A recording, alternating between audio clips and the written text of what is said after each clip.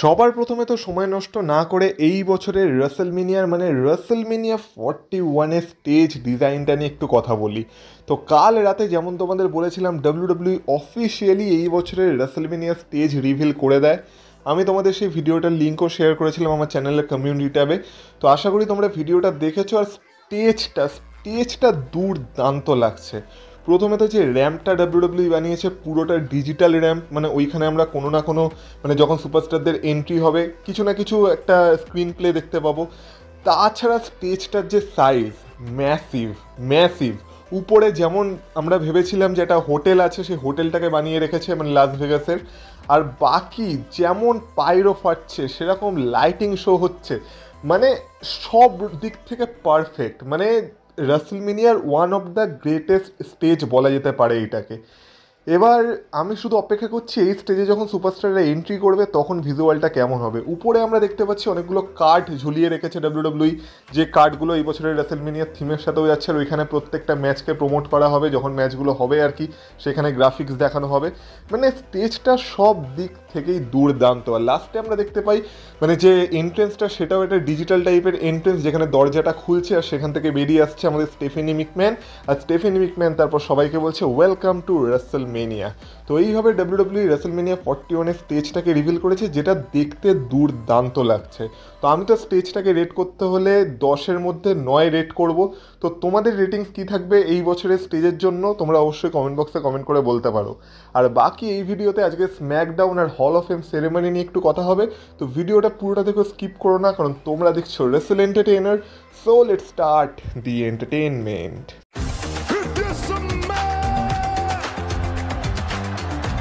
Acknowledge me. Acknowledge me. You there, sitting at home. Acknowledge me.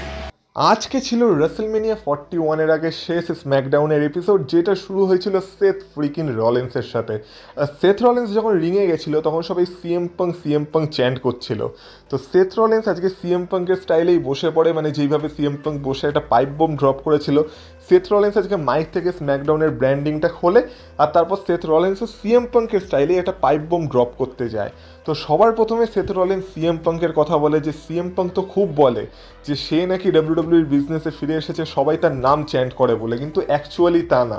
সবার এটা মনে রাখা দরকার, যখন সিএম পাঙ্ক আবার এই বিজনেসে ফিরে এসেছিল, ইন রিংয়ে ফিরে এসেছিল, তখন সেটা ডাব্লিউডাব্লিউইর রিং ছিল না। এখানে কোন রিংয়ে সিএম পাঙ্ক ফিরেছিল আমরা সবাই জানি। তো তখন সেথ রলিন্স বলে সিএম পাঙ্ক রিংয়ে ফিরেছিল একটাই কারণে, যেটা হলো তাকে একটা মোটা অ্যামাউন্টের চেক দেওয়া হয়েছিল। কিন্তু সেখানে যখন তার সাথে ভালো কিছু হলো না, তখন সে ইভেন্চুয়ালি আবার ডাব্লিউডাব্লিউইতে কামব্যাক করলো, কারণ ডাব্লিউডাব্লিউইর তরফ থেকেও তাকে একটা মোটা অ্যামাউন্টের চেক দেওয়া হয়েছিল।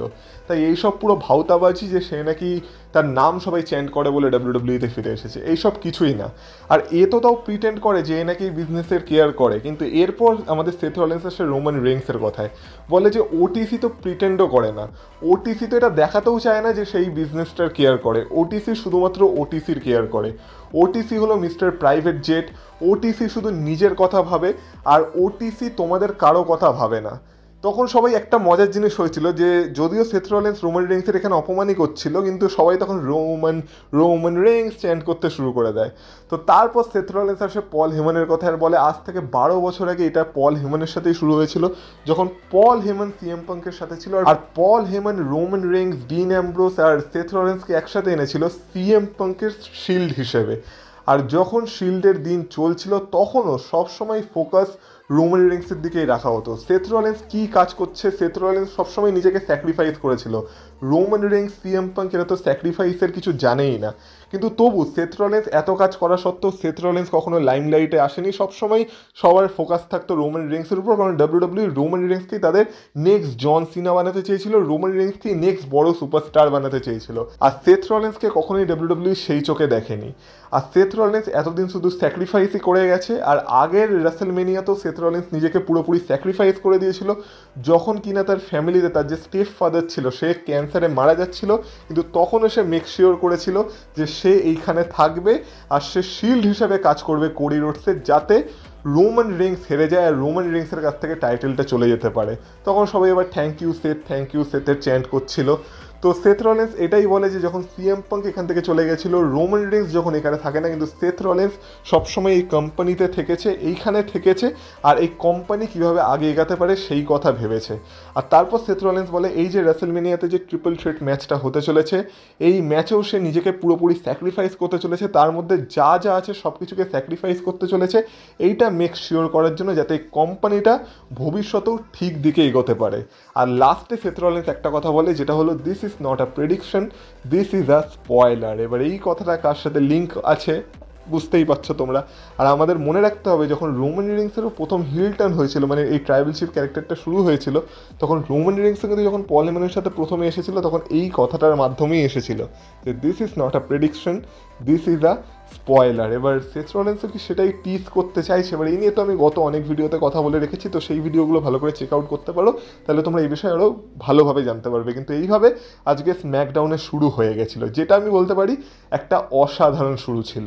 নেক্সট আমরা দেখতে পাই Andre the Giant memorial battle royal. এবার সত্যি কথা বলতে আমি এখানে ওমসকে এক্সপেক্ট করেছিলাম যে আজ হয়তো ওমসের রিটার্ন হবে, কিন্তু নামেই Andre the Giant memorial battle royal ছিল, কোনো জায়েন্টই ব্যাটেল রয়্যালে ছিল না। এই ব্যাটেল রয়্যালে স্পেশাল এন্ট্রেন্স পায় হচ্ছে আমাদের রে ফিনিক্স, সবার প্রথমে তারই এন্ট্রেন্স হয়, তারপর একে একে সব সুপারস্টারের এন্ট্রি হয়, মানে তাদের তো থিম সংও বাজে না, তারা জাস্ট রিংয়ে চলে আসে। সবার লাস্টে আমরা দেখতে পাই শিনসুকে নাকামুরার এন্ট্রি হচ্ছে, আর তারপর ম্যাচটা শুরু হয়। ম্যাচের প্রথমেই আমরা দেখতে পাই আমাদের আর্ট্রুথ কার্লিতোকে ফেলে দেয়, তারপর আর্ট্রুথও এলিমিনেট হয়ে যায়, তারপর ম্যাচটা চলতে থাকে। আর একটা মুহূর্তে আমরা দেখতে পাই যে মিস কারমেলো হেইসকে সাহায্য করে, যখন কারমেলো হেইস অলমোস্ট এলিমিনেট হয়ে যাচ্ছিল, কিন্তু মিস তাকে বাঁচায়, কিন্তু তাকে বাঁচাতে গিয়ে মিস নিজেই এলিমিনেট হয়ে যায়।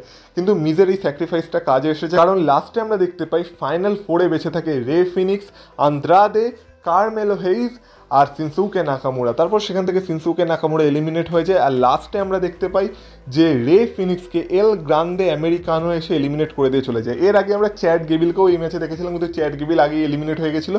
আর চ্যাড গেবিলের এলিমিনেট হওয়ার পর আমরা দেখেছিলাম মানে চ্যাড গেবিলকে সব লুচারোরা মিলে এলিমিনেট করেছিল।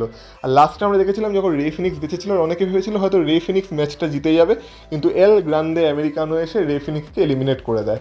আর তারপর আবার লাস্টে ফাইনাল টুতে বেঁচে থাকে আমাদের আন্দ্রাদে আর কারমেলো। আর আন্দ্রাদে আর কারমেলোর মধ্যে তো আমরা একটা বিশাল বড় রাইভেলারি দেখেছিলাম, তাদের মধ্যে 7টা ম্যাচের সিরিজও হয়েছিল, তো সেটাকেই আবার WWE রিলিভ করায়। কিন্তু লাস্টে আমরা দেখি যে আন্দ্রাদেকে এলিমিনেট করে কারমেলো হয়ে গেছে brand new Andre the Giant memorial battle রয়্যালের উইনার। মানে মিস যে স্যাক্রিফাইসটা করেছিল সেটা কাজে এসেছে। আর লাস্টে আমরা দেখতে পাই ট্রফির সাথে কারমেলো আর ওই দিক থেকে মিস সেলিব্রেট করতে থাকে। তো এই ট্রফিটার আর কোনো ভ্যালু আছে কিনা আমি সত্যি জানি না, কারণ Andre the Giant memorial battle royal হচ্ছে যেখানে কিনা একটা কোনো জায়ান্ট নেই। তো এই যা আর কি বলবো, মানে ট্রফিটার তো ভ্যালু এতটাই নেমে গেছে, এখন এটা রেসলমেনিয়াতেও করা হয় না, তো এটা নিয়ে আর বেশি কথা বলেও লাভ নেই। এরপর আমরা দেখতে পাই র্যান্ডি অর্টনকে। আর র্যান্ডি অর্টন আজকে স্ম্যাকডাউনে সে সেটাই করে যেটা আমি তোমাদের কালকের ভিডিওতে বলেছিলাম, মানে র্যান্ডি অর্টন আজকে দিয়ে দিয়েছে রেসলমেনিয়ার জন্য একটা ওপেন চ্যালেঞ্জ। র্যান্ডি অর্টন বলেছে যে র্যান্ডি অর্টন এই রেসলমেনিয়া উইকেন্ডে থেকেছে, র্যান্ডি অর্টন জানে যে সবাই চায় যাতে র্যান্ডি অর্টন এই রেসলমেনিয়া উইকেন্ডে কম্পিট করে, আর র্যান্ডি অর্টনের রেসলমেনিয়ায় উপস্থিত থাকবে সানডে, মানে আমাদের এখানে সোমবারে যে রেসলমেনিয়াটা হবে, মানে রেসলমেনিয়া নাইট 2, সেইখানে র্যান্ডি অর্টন উপস্থিত থাকবে। র্যান্ডি অর্টন নিজের মানে রিং গিয়ারে থাকবে, একটু গায়ে বেবি অয়েলও মেখে থাকবে হালকা করে, আর যার মধ্যে দম আছে ব্যাক স্টেজে সে এসে সেদিন র্যান্ডি অর্টনকে চ্যালেঞ্জ করতে পারে। কিন্তু চ্যালেঞ্জ করে কোনো আলটিমেটলি লাভ হবে না, কারণ আলটিমেটলি যেই র্যান্ডি অর্টনকে চ্যালেঞ্জ করবে তাকে 3টে লেটার খেতে হবে, যেটা হলো RKO। আর এইভাবে র্যান্ডি অর্টন রেসলমেনিয়ার জন্য একটা ওপেন চ্যালেঞ্জ দিয়ে দিয়েছে। এবার দেখা যাক এই ওপেন চ্যালেঞ্জটাকে কে অ্যাকসেপ্ট করে, আর র্যান্ডি অর্টনের অপোনেন্ট কে হতে পারে সেই নিয়ে আমি অলরেডি একটা ভিডিও বানিয়ে রেখেছি, তো সেই ভিডিওটা চেক আউট করলে তোমরা কিছুটা ধারণা পাবে যে সেটা কে হতে পারে। এছাড়া আজকে WWE ট্যাগ টিম চ্যাম্পিয়নশিপের জন্য যে ম্যাচটা ছিল, ওই ম্যাচের তো কোনো ক্লিয়ার রেজাল্ট বেরাই না, কারণ আমরা ম্যাচ দেখতে পাই স্ট্রিট প্রফিটস আর MCMGর মধ্যে, কিন্তু এই ম্যাচটা শেষ হওয়ার আগে আমরা দেখতে পাই যে DIY এসে মানে দুটো টিমের উপরই অ্যাটাক করে দেয়, যার ফলে ম্যাচটা ডিসকোয়ালিফিকেশনের মাধ্যমে শেষ হয়ে যায়।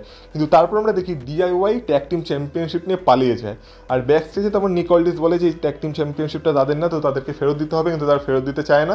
তো আলটিমেটলি নিকলডিস তাদের থেকে চ্যাম্পিয়নশিপটা নিয়ে নিজের কাছেই রেখে দেয়, আর বলে যে নেক্সট উইকের স্ম্যাকডাউন একটা TLC ম্যাচ হবে বিটুইন DIY, MCMG আর স্ট্রিট প্রফিটস, আর যারা এই ম্যাচটা জিতবে মানে চ্যাম্পিয়নশিপ উপরে টাঙানো থাকবে, যারা আর কি চ্যাম্পিয়নশিপটা নামিয়ে নিতে পারবে তারাই হয়ে যাবে brand new tag team champions of SmackDown বা WWE।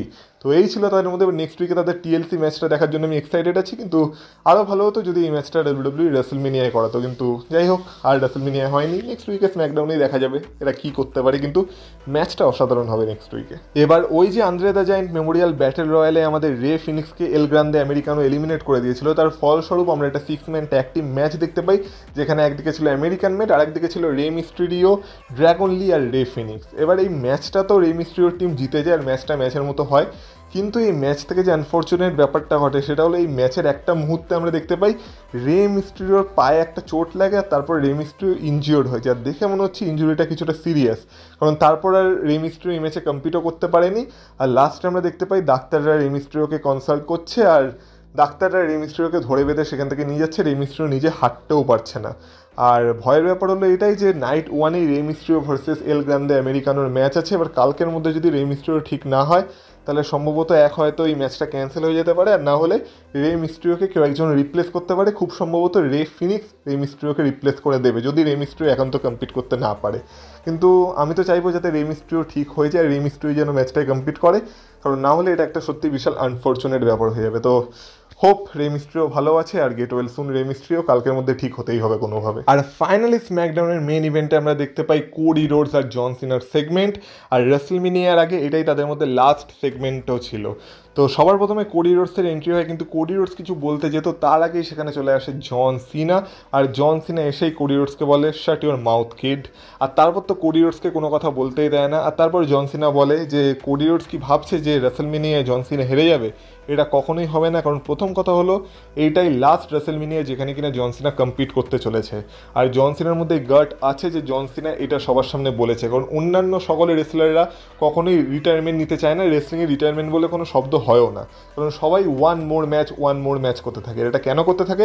কারণ সবাই হলো ইনসিকিওর, আর কারো মধ্যে এই সাহসটা নেই, আর সবাই জানে যে যদি রেসলিং থেকে সে রিটায়ার হয়ে যায় তাহলে তার আর কোনো মর্যাদা থাকবে না, তার ক্রেডিবিলিটি ধীরে ধীরে কমতে থাকবে, আর তাতে অডিয়েন্সের প্রতি তার জনপ্রিয়তাও কমে যাবে। কিন্তু এই ভয় জন সিনার নেই, কারণ জন সিনার এই অডিয়েন্সের মধ্যে কাউকে দরকার নেই।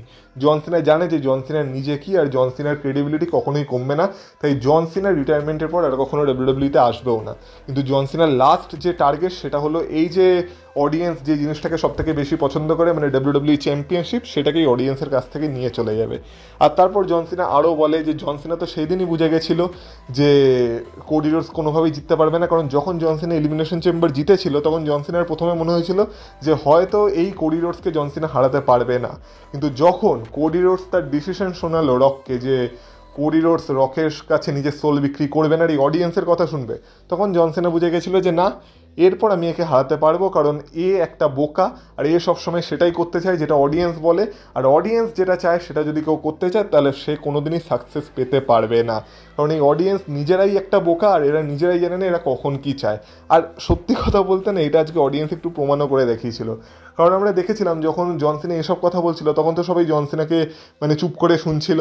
তারপর জন সিনা আরও বলে যে রক আসলে কোডি রোডসকে দুটো চয়েস দিয়েছিল, এক না হয় সে জিতবে, আর দুই না হলে সেই অডিয়েন্স কী চায় সেটা শুনবে, আর কোডি রোডস সেকেন্ড অপশানটা বেছে নিয়েছে, মানে অডিয়েন্সের কথা শুনতে চেয়েছে। এবার কোডি রোডসের কাছে এখনও একটা সুযোগ আছে, সে যদি সত্যিই জন সিনাকে রেসলমেনিয়ায় হারাতে চায় তাহলে তাকে সেটা করতে হবে যেটা তার মন অ্যাকচুয়ালি চায়, নাকি সেটা যেটাই অডিয়েন্সরা চায়, কারণ এই অডিয়েন্সরা নিজেরাই জানে না এরা কী চায়। আর যেমন বললাম এরপর যখন মানে এসব কথা বলার পর কোডি রোডস যখন জন সিনার এগেনস্টে কোনো কথা বলা শুরু করেছিল তখন পুরো অডিয়েন্স কোডি রোডসের উপর টার্ন হয়ে গেছিলো আর কোডি রোডসকে বু করছিল, আর জন সিনার পয়েন্ট এইখানেই প্রুভ হয়ে গেছিলো যে অ্যাকচুয়ালি অডিয়েন্সরা সত্যি জানে না যে তারা আসলে কাকে সাপোর্ট করতে চায়। আর তারপর মানে জন সিনা বলে দেখ এরা কেমন বোকা, আর তবু আমরা দেখতে পাই যে কোডি রোডস সেখান থেকে কামব্যাক করে, আর কোডি রোডস তারপর আজকে জন সিনাকে পুরো কুক করে ছেড়ে দিয়েছে, মানে মাইকে জন সিনাকে ধ্বংস করা সবার পক্ষে সম্ভব না, কিন্তু কোডি রোডস আজকে সেটা করে দেখিয়েছে। আর কোডি রোডস না জানি জন সিনাকে কার সাথে তুলনা করে, আর কোডি রোডস বলে যে জন সিনা তো কোডি রোডসকে বলে যে কোডি রোডস নাকি ওভারওয়েলমিং, কিন্তু অ্যাকচুয়ালি জন সিনা হলো ওভার হাইপড আর ওভার রেটেড সুপারস্টার। আর তাছাড়া লাস্টে কোডি রোডস এটাও বলে যে এটা 2025 চলছে আর এখনও একটা কথা বাস্তব আছে, যেটা হলো ইউ কান্ট রেসেল, আর তখন সবাই ইউ কান্ট রেসেল বলে চ্যান্ট করতে থাকে জন সিনার এগেনস্টে। আর জন সিনা বলে ঠিক আছে, আমি রেসেল করতে পারি না, আর ব্যাপার হলো এইটা যে রেসেলমেনিয়া তোকে হারানোর জন্য আমাকে রেসেল করতে হবেও না। এই বলে জাস্ট কোডি রোডসের মাথায় একটা গাঁটটা মেরে তাকে অ্যাটিটিউড অ্যাডজাস্টমেন্ট দেবে বলে কাঁধে তুলে নেয়, কিন্তু যখন তাকে অ্যাটিটিউড অ্যাডজাস্টমেন্ট দিতে যায় তখন কোডি রোডস আবার সেখান থেকে কাউন্টার করে জন সিনাকে একটা ক্রস রোডস লাগিয়ে দেয়। মানে আজকেও কোডি রোডসেরই আপার হ্যান্ড ছিল, আর এইভাবে কোডি রোডস স্ট্যান্ড টল করে জন সিনার উপর। আর আমাদের স্ম্যাকডাউন আজকে এখানে শেষ হয়ে যায়। তো স্ম্যাকডাউনের আগে যতবারই কোডি রোডস আর জন সিনার কনফ্রন্টেশন হয়েছে আর তারা ফিজিক্যাল হওয়ার চেষ্টা করেছে, মানে মারপিট করার চেষ্টা করেছে, তখন প্রত্যেকবারই কোডি রোডসেরই আপার হ্যান্ড ছিল। তো যারা বুদ্ধিমান তারা বুঝতেই পারছো ডাব্লিউডাব্লিউ আমাদের কি হিন্ট করার চেষ্টা করছে। তো দেখা যাক, বাকি গল্প তো আমরা রেসলমেনিয়াতেই দেখতে পাবো, মানে রেসলমেনিয়ার মেইন ইভেন্টেই দেখতে পাবো। কিন্তু আপাতত আজকের স্ম্যাকডাউন এত দূরই ছিল। এবার স্ম্যাকডাউন তোমাদের আজকে কেমন লেগেছে যারা যারা দেখেছো তারা অবশ্যই কমেন্ট বক্সে কমেন্ট করে বলতে পারো। কিন্তু আজকে গল্প এখানেই থেমে থাকেনি, কারণ স্ম্যাকডাউনের পরেও আমরা হল অফ ফেম সেরেমনি দেখতে পেয়েছি, যেখানে যাদের যাদের আজকে হল অফ ফেমে ইন্ডাক্ট হওয়ার কথা ছিল তারা তারা আজকে হল অফ ফেমে ইন্ডাক্ট হয়েছে। সবার প্রথমে আমরা দেখতে পাই মিচেল ম্যাকুলকে আমাদের আন্ডারটেকার ইন্ডাক্ট করে। তাছাড়া আমরা এই হল অফ ফেম সেরেমনিতে অনেক সুপারস্টারকে দেখতে পাই যারা এখনও ডাব্লিউডাব্লিউতে রিটার্ন করেনি, যেমন আমরা বেকি লিঞ্চকে দেখতে পাই। এছাড়া ব্রেট হার্ট আর স্টোন কোল্ড স্টিভ অস্টিনের একটা যে দুর্দান্ত ম্যাচ হয়েছিল সেটাকে আজকে একটা মোমেন্টও দেওয়া হয়, তাদের একটা স্ট্যাচু বানানো ছিল যার একদিকে মানে অর্ধেক মুখ ছিল ব্রেট হার্টের, অর্ধেক মুখ ছিল স্টোন কোল্ড স্টিভ অস্টিনের। তো স্টোন কোল্ড স্টিভ অস্টিনকেও আমরা দেখতে পাই, আর কালকে স্টোন কোল্ড স্টিভ অস্টিনের রিটার্ন করার একটা বিশাল বড় পসিবিলিটি আছে, মানে কালকে না, মানে জন সিনা আর কোডি রোডসের ম্যাচে। তো সেটা নিয়ে আমি অলরেডি কথা বলেছি, তো সেই ভিডিওটাও তোমরা চেক আউট করতে পারো। আর আজকের এই সেগমেন্টের পর তো তার পসিবিলিটি আরও বেশি বেড়ে গেছে। লাস্টে আমরা দেখতে পাই ব্রেট হার্ট, স্টোন কোল্ড আর প্যাট ম্যাকাফি বিয়ার খেয়ে সেলিব্রেট করতে থাকে।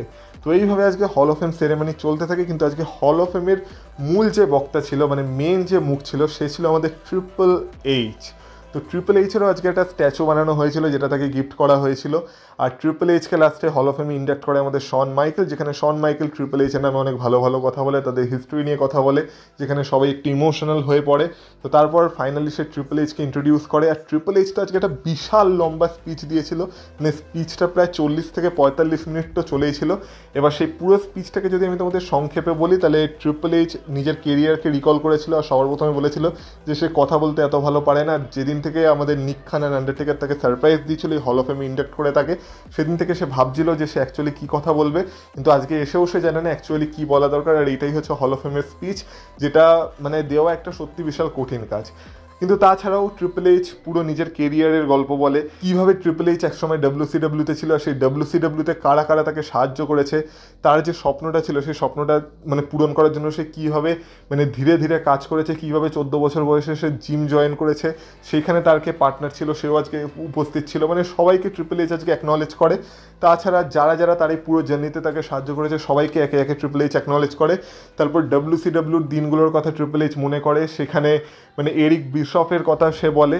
আর তারপর সে বলে যে একসময় উইলিয়াম রিগাল তাকে বলেছিল যে সে যেন WCWতে তার ট্যালেন্টকে নষ্ট না করে, সে যেন WWEতে যায়, যেখানে ভিন্স ম্যাকম্যান তাকে একটা বড় সুপারস্টার বানিয়ে দিতে পারে।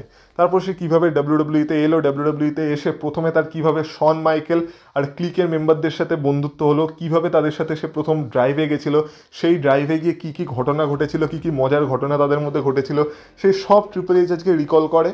তারপর কীভাবে তাদের বন্ধুত্বটা আরও গাঢ় হলো সেই কথা বলে।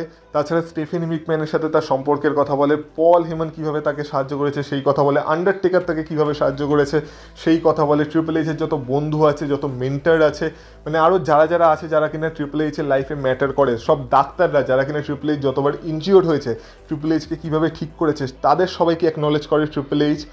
এছাড়া লিন্ডা ম্যাকম্যানকে অ্যাকনলেজ করে, এমনকি আজকে ট্রিপল এইচ শেন ম্যাকম্যানের নামকেও ড্রপ করে। আর শেন ম্যাকম্যানকে বলে যে ট্রিপল এইচের কখনো রিয়েল লাইফে ব্রাদার ছিল না, কিন্তু শেন ম্যাকম্যান তার সেই জায়গাটাকে পূরণ করেছে।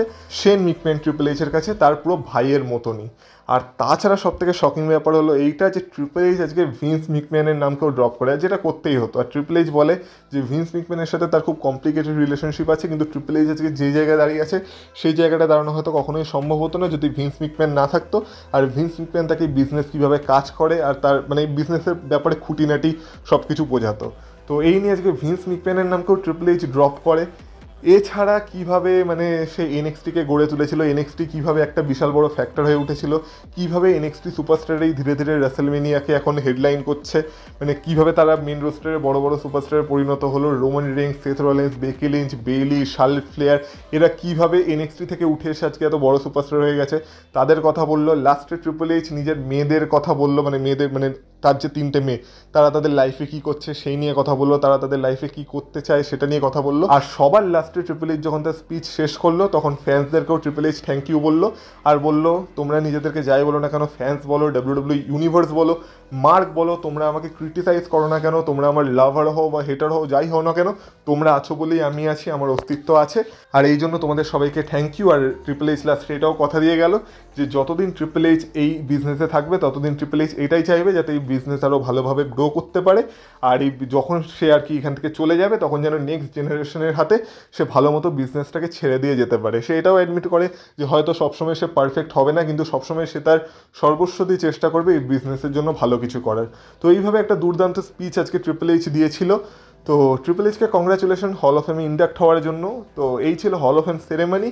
তো যারা যারা দেখোনি ইউটিউবে পুরো হল অফ ফেম সেরেমনিটা অ্যাভেলেবেল আছে, গিয়ে দেখতে পারো, ট্রিপল এইচের স্পিচটা শুনতে পারো, খুবই মোটিভেশনাল স্পিচ ছিল সবার জন্য। তো যাই হোক, আজকের ভিডিওটা একটু লম্বা হয়ে গেল, কিন্তু এই ছিল আজকের ভিডিও যেখানে আমি তোমাদের রেসেলমেনিয়া স্টেজের কথা বললাম, স্ম্যাকডাউনের কথা বললাম, হল অফ ফেম সেরেমনির কথা বললাম। এবার আজকে চ্যানেলে আরেকটা ভিডিও তখনই আসবে যদি কালকের রেসেলমেনিয়া রিলেটেড কোনো লাস্ট মিনিট আপডেট আরও জানা যায়, তাহলে আজকে একটা সেকেন্ড ভিডিও আসবে, না হলে ডিরেক্ট কালকের রেসেলমেনিয়া নাইট 1-এর পর তোমাদের সাথে দেখা হবে। ততক্ষণ যদি এই ভিডিওটা তোমাদের ভালো লেগে থাকে এই ভিডিওটা তো অবশ্যই এটা লাইক করে দিয়েছো, আর চ্যানেলে যদি নতুন হয়ে থাকো তো প্লিজ চ্যানেলটাকে সাবস্ক্রাইব করে দিয়ে যাও। আর বাকি তোমরা যদি আমাকে ইনস্টাগ্রামে ফলো করতে চাও তার লিঙ্ক পেয়ে যাবে তোমরা এই ভিডিও ডিসক্রিপশন বক্সে, তো সেখান থেকে তোমরা আমাকে ফলো করে আসতে পারো। আর বাকি এবার শুধু রেসেলমেনিয়ার জন্য এক্সাইটেড থাকো, নাইট 1 কাল ভোরবেলায় শুরু হয়ে যাবে, তাহলে কথা হবে তারপরে। আর ততক্ষণ তোমরা ভালো থেকো, টাটা।